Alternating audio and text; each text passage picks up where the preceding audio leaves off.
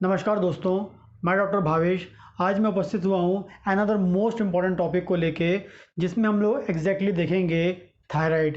Exactly thyroid क्या होता है, थायराइड कौन से हार्मोन्स रिलीज़ करता है, और वो जो हार्मोन्स हमारी बॉडी में रिलीज़ होते हैं वो कौन कौन से फंक्शन को या बॉडी को कैसे कंट्रोल करने के लिए रिस्पॉन्सिबल होते हैं। क्योंकि यदि आपको ये पता होगा कि हमारी बॉडी में जो हार्मोन्स निकल रहे हैं वो बॉडी में कौन कौन से फंक्शन करते हैं, कौन से कार्य को करने के लिए रिस्पॉन्सिबल होते हैं, तो आप अच्छे से पता कर सकते हैं कि कहीं मुझे थायराइड तो नहीं है। क्योंकि आज के टाइम में जो थायराइड है वेरी कॉमन डिजीज़ होती है। आज के ज़माने में थायराइड जो है फीमेल में मोस्ट कॉमनली दिखती है एज़ कम्पेयर मेल। मेल की तुलना करेंगे तो फीमेल में हमें ज़्यादा मिल रही है, लेकिन मोस्ट कॉमनली मिल रही है। क्लिनिक में मैं देखता हूँ तो बहुत सारी ऐसी पेशेंट्स आती हैं, जो फीमेल पेशेंट्स आती हैं जिन्हें जो थायराइड से सफ़र कर रही हैं, लंबे समय से सफ़र कर रही हैं, अचानक से उनको थायराइड हो गया है, इन सब प्रॉब्लम्स को वो लेके आती हैं।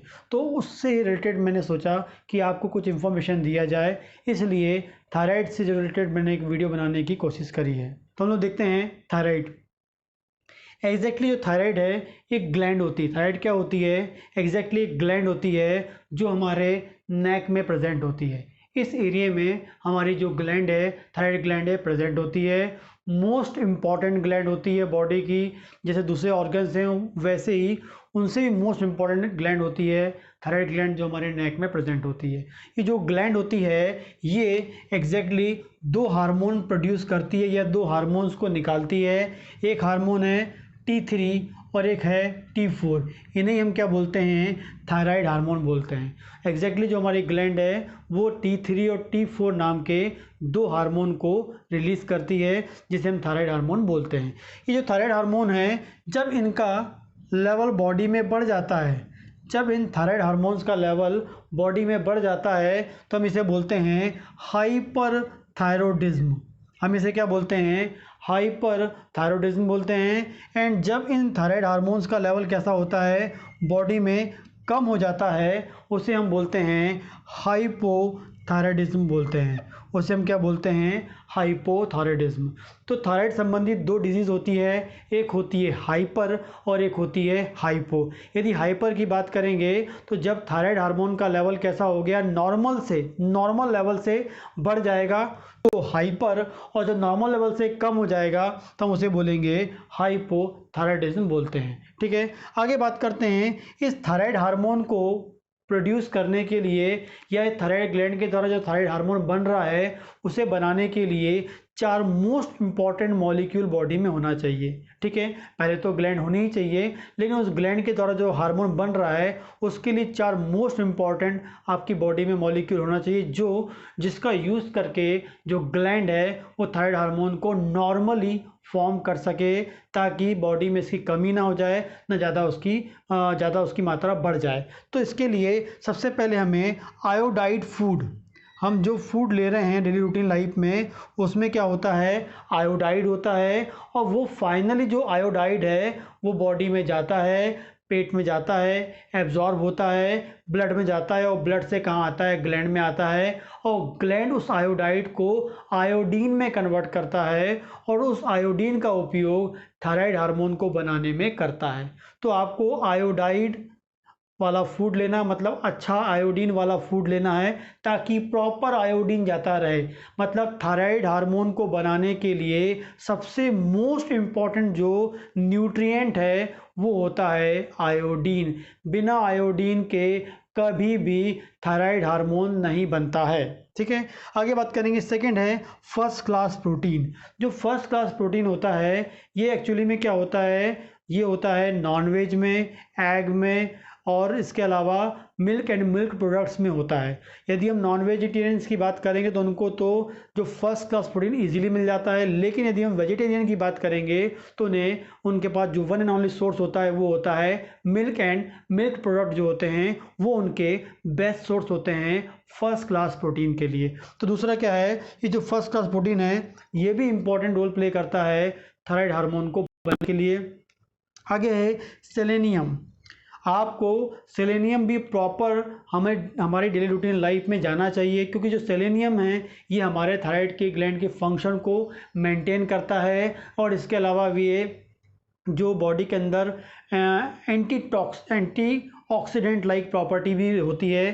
जो टॉक्सिक मटेरियल होते हैं जो ग्लैंड को डिस्ट्रॉय करने के लिए या उसके फंक्शन को डिस्टर्ब करने के लिए रिस्पॉन्सिबल होते हैं, उन्हें न्यूट्रलाइज करने के लिए selenium most important role play करता है।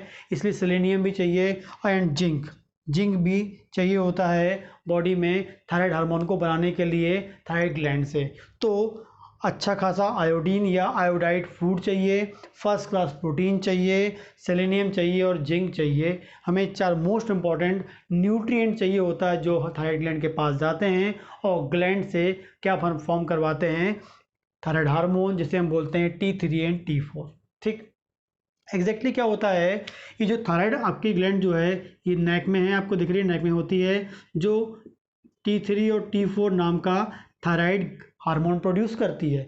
और इस हार्मोन को प्रोड्यूस करने के लिए मैंने आपको रॉ मटेरियल तो बता दिए, कौन सा, आयोडीन बता दिया, प्रोटीन बता दिया, सेलेनियम बता दिया, जिंक बता दिया, ये तो चाहिए होता है। लेकिन इस ग्लैंड को कंट्रोल करने वाला एक मोस्ट इम्पॉर्टेंट हार्मोन होता है जिसका नाम होता है TSH, thyroid stimulating hormones, TSH thyroid stimulating hormones. और ये हार्मोन जो है ये निकलता है पिट्यूटरी ग्लैंड से। और ये पिट्यूटरी ग्लैंड कहाँ होती है, ब्रेन में होती है। पिट्यूटरी ग्लैंड मास्टर ग्लैंड जिसे हम बोलते हैं, इस पिट्यूटरी ग्लैंड से कौन निकलता है, TSH निकलता है। और वो ब्लड के थ्रू कहाँ पहुँचता है, थायराइड ग्लैंड के पास पहुँचता है और ग्लैंड को बोलता है या ग्लैंड को थायराइड हार्मोन को प्रोड्यूस करने में हेल्प करता है या थायराइड हार्मोन्स को प्रोड्यूस करने को रेगुलेट करता है, मेंटेन करता है। तो इस ग्लैंड में ये 4 न्यूट्रिएंट हैं, लेकिन मोस्ट इंपॉर्टेंट रोल ये भी प्ले करता है कौन, TSH, जो कहाँ से निकलता है, पिट्यूटरी से निकलता है। लेकिन इस TSH को भी कंट्रोल करने वाला एक और किंग हार्मोन होता है, वो निकलता है हाइपोथैलेमस में, TRH, thyroid releasing hormones. Thyroid releasing hormones वो कहाँ होता है, हाइपोथैलेमस में होता है, जो हमारे ब्रेन में होता है। हाइपोथैलेमस जो है मोस्ट इंपॉर्टेंट ऑर्गन होता है जो इमोशंस, स्ट्रेस, इन सबको कंट्रोल करने के लिए रिस्पॉन्सिबल होता है। और ये जो हाइपोथैलेमस है ये रिलीज करता है कौन सा हार्मोन, थायराइड रिलीजिंग हार्मोन। वो कहाँ पर आता है, आपका पिट्यूटरी में आता है। और पिट्यूटरी को बोलता है TSH को निकालने के लिए। और ये TSH जब निकलता है फाइनली कहाँ पहुँचता है, थायराइड ग्लैंड में। और थायराइड ग्लैंड को क्या बोलता है, T3 T4 बनाना है, किसको यूज़ करके, आयोडीन को यूज़ करके, प्रोटीन को यूज़ करके, सेलेनियम को यूज़ करके और जिंक की प्रेजेंस में यूज़ करके इसको फाइनली क्या फॉर्म करता है, T3 T4 फॉर्म करता है। तो इस तरीके से हमारी बॉडी जो है हाइपोथैलेमस जो है उसके द्वारा हमारी जो ग्लैंड है कंट्रोल होती है। हाइपोथैलेमस के द्वारा भी होती है, पिट्यूटरी के द्वारा भी होती है, लेकिन सबसे इम्पॉर्टेंटली होता है हाइपोथैलेमस, फिर है पिट्यूटरी और फिर आपका है थायराइड ग्लैंड। तो इस तरीके से हमारी बॉडी में हार्मोन प्रोड्यूस होता रहता है। डेली रूटीन लाइफ में डेली की डेली हमारी बॉडी में थायराइड हार्मोन बन रहा है, इसी टेक्निक से, इसी प्रोसेस से बन रहा है। ठीक है, क्योंकि ये हेल्दी है तो प्रॉपरली नॉर्मल लेवल में हार्मोन्स बन रहा है। लेकिन जैसे ही हार्मोन हमारी बॉडी में बनता है तो बनने के बाद करता क्या है, हम इसे इतनी इंपॉर्टेंस क्यों दे रहे हैं, आज के ज़माने में ये डिजीज़ कॉमन है और इसके बारे में इतनी चर्चा क्यों हो रही है, क्योंकि ये जो हार्मोन है जब भी बॉडी में जाता है, जैसे ही बॉडी यहाँ से बनता है और निकल के ब्लड में आता है और ब्लड में आने के बाद पूरी बॉडी में फैल जाता है, क्योंकि पूरी बॉडी में ये फंक्शन करता है। पूरी बॉडी की एवरी सेल में, जितनी भी सेल मेरी बॉडी में हैं, हर सेल के पास जाके एक इम्पॉर्टेंट फंक्शन करता है।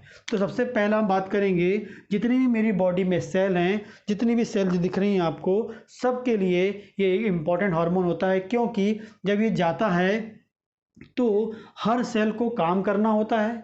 क्योंकि यदि मैं आपसे बात कर रहा हूँ, बोल रहा हूँ, तो हर सेल को काम करना पड़ रहा है, क्योंकि काम करने के लिए हर सेल को वर्क करना पड़ रहा है। और हर सेल को वर्क करने के लिए क्या चाहिए होता है, ATP, एनर्जी। हर सेल को काम करना है, बॉडी में लगातार हमारी सेल काम कर रही हैं और हर सेल को काम करना तो उसमें क्या चाहिए, एनर्जी चाहिए। और उस एनर्जी को हम क्या बोलते हैं, एटीपी बोलते हैं। क्या बोलते हैं, एटीपी बोलते हैं। और इस एनर्जी और एटीपी को बनाने के लिए, इससे एनर्जी एटीपी को हमारी बॉडी में प्रोड्यूस करने के लिए, पैदा करने के लिए, उसे प्रोसेस को मेंटेन कौन करता है, थायराइड हार्मोन। थायराइड हार्मोन यदि नॉर्मल होगा तो नॉर्मल लेवल पे हर सेल को एनर्जी मिलेगी।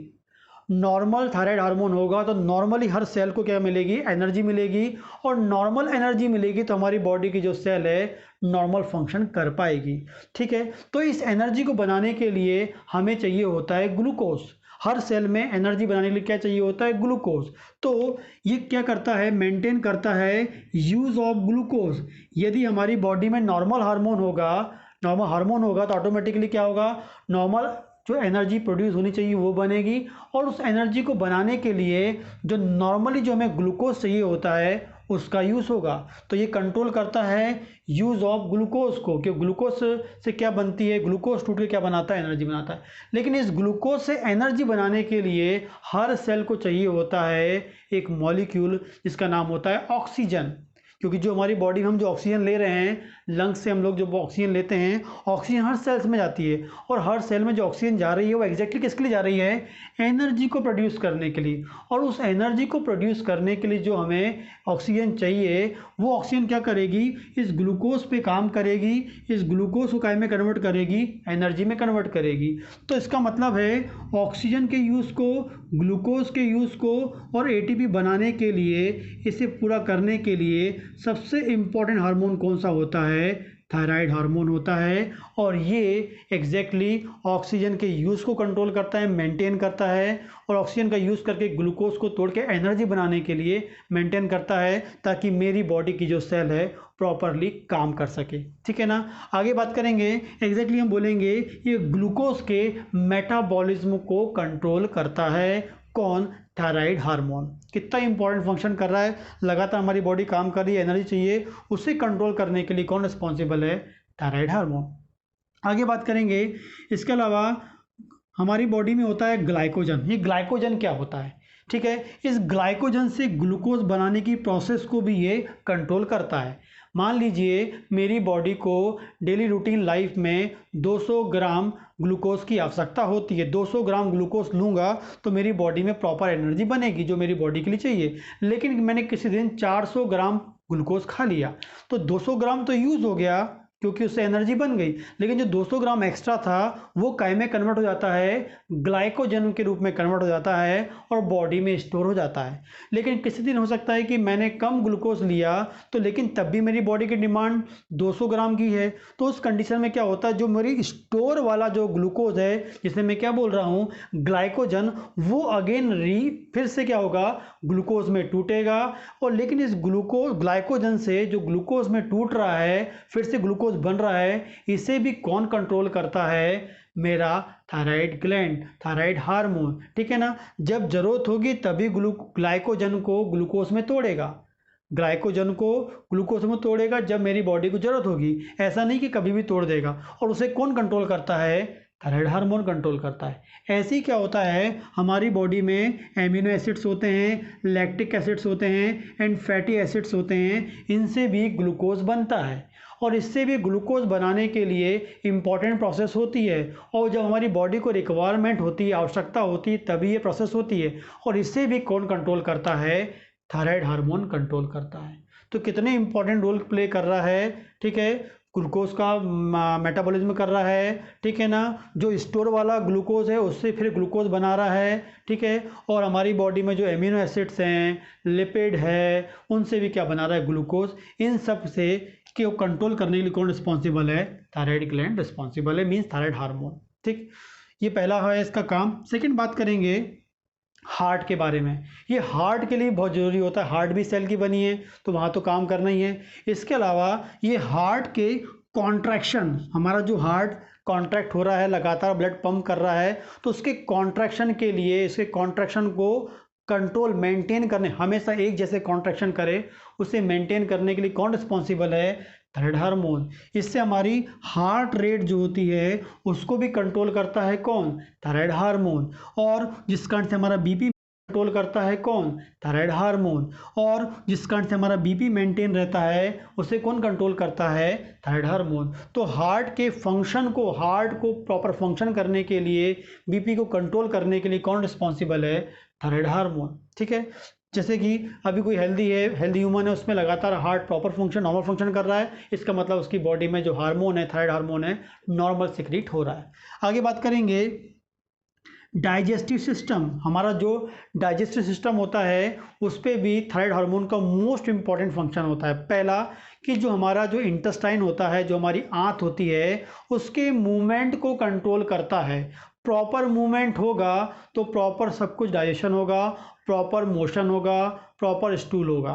ठीक है। साथ में उसके अंदर जो भी सिक्रीशन होता है, जो भी लिक्विड निकलता है ट्यूब के अंदर, मतलब डाइजेस्टिव सिस्टम के अंदर, उस सिक्रीशन को भी कंट्रोल करता है, ताकि जो मोशन है या स्टूल जो है, लैट्रिन जो है, वो सेमी सॉलिड हो और इजीली बाहर निकल जाए।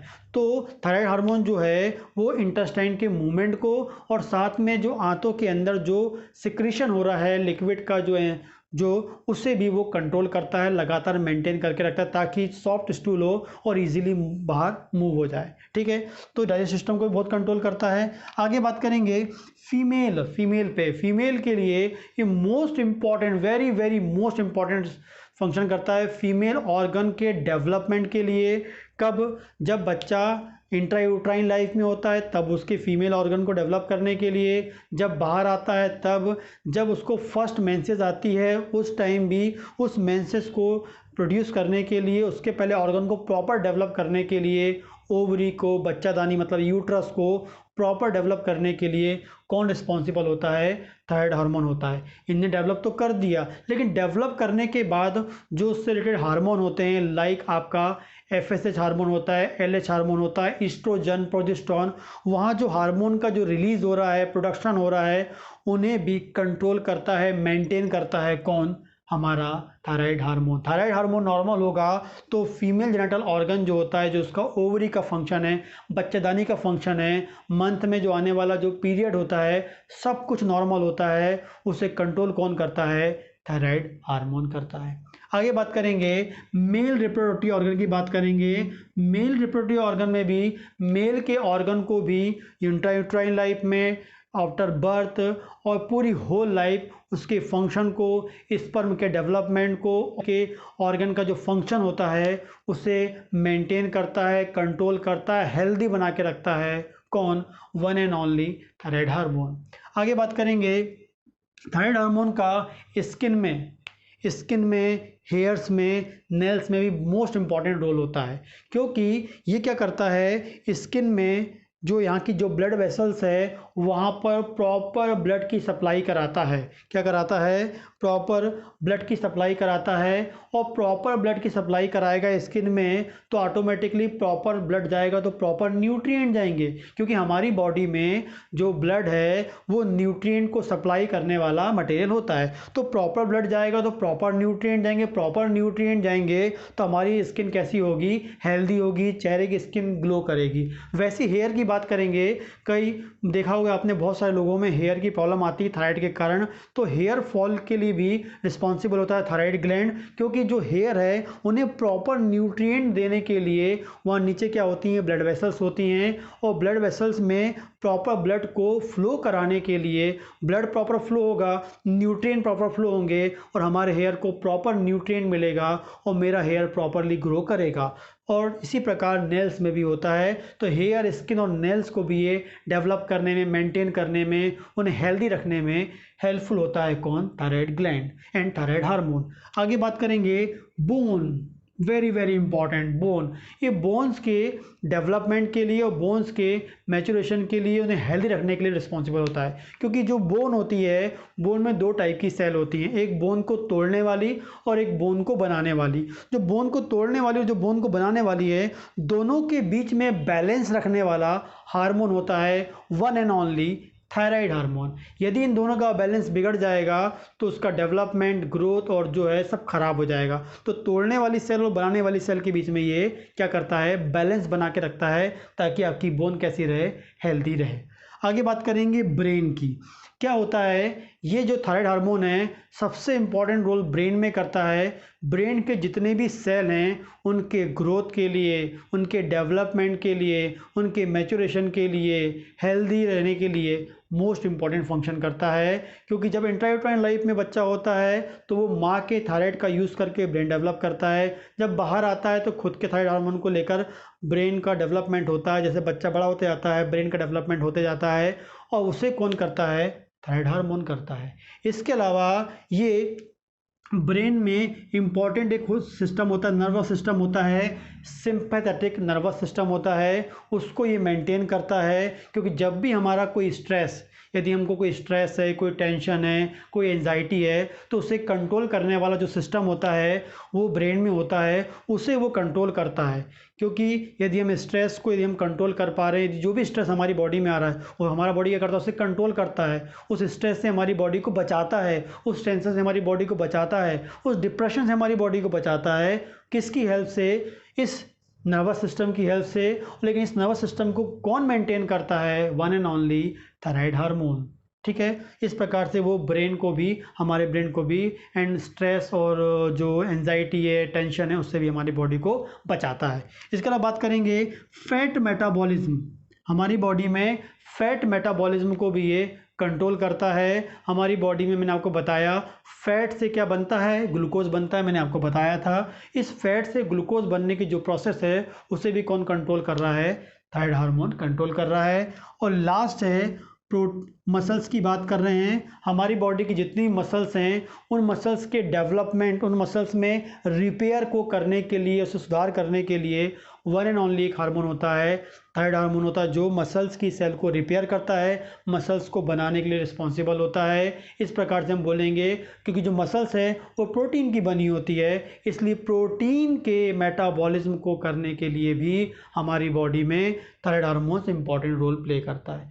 तो इतने इंपॉर्टेंट जो फंक्शन है जो लगातार हमारी बॉडी में हो रहे हैं, इन सब को एक हार्मोन कंट्रोल करता है। वो कौन सा होता है, थायराइड हार्मोन होता है। इसलिए बोला जाता है कि थायराइड हार्मोन जो है मोस्ट इंपॉर्टेंट हार्मोन है, जो हमारी बॉडी में बैलेंस लेवल में, नॉर्मल लेवल में प्रोड्यूस होना चाहिए। और इसे प्रोड्यूस करने के लिए हमें proper iodine, first class protein, selenium और जिंक, इसके अलावा अच्छा TSH और अच्छा TRH मतलब हाइपोथैलेमस से निकला हार्मोन्स मेंटेन होना चाहिए। यदि इनमें कोई डिस्टर्बेंस होता है तो हमारा जो ग्लैंड है हार्मोन्स प्रॉपर प्रोड्यूस नहीं कर पाता है, और फिर सभी को आपको पता है उससे क्या, उससे डिजीज़ हो जाएगी, थायराइड की डिजीज़ प्रोड्यूस हो जाएगी, थायराइड प्रॉब्लम हो जाएगा। ठीक है, तो ये आपको पता होना चाहिए।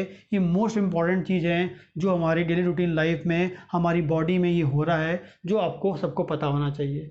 यदि किसी को थायराइड संबंधी कोई प्रॉब्लम होती है, उसके लिए यदि आप होम्योपैथिक ट्रीटमेंट चाहते हैं तो उसके लिए आप मेरे से संपर्क कर सकते हैं। डिस्क्रिप्शन बॉक्स में मेरा मोबाइल नंबर दिया हुआ है, उसमें आप कांटेक्ट कर सकते हैं। क्योंकि हाइपोथायराइडिज्म जो है कॉमनली होता है, हाइपर भी होता है, हाइपो दोनों होते हैं, लेकिन हाइपर ज़्यादा होता है। उसका ट्रीटमेंट मैंने बहुत अच्छे पेशेंट्स पे किए हैं, बहुत सारे पेशेंट्स मैंने उसके सही किए हैं। यदि आप उस बीमारी से ग्रसित हैं तो आप मेरे से संपर्क कर सकते हैं। डिस्क्रिप्शन में मेरा मोबाइल नंबर दिया हुआ है। नमस्कार दोस्तों।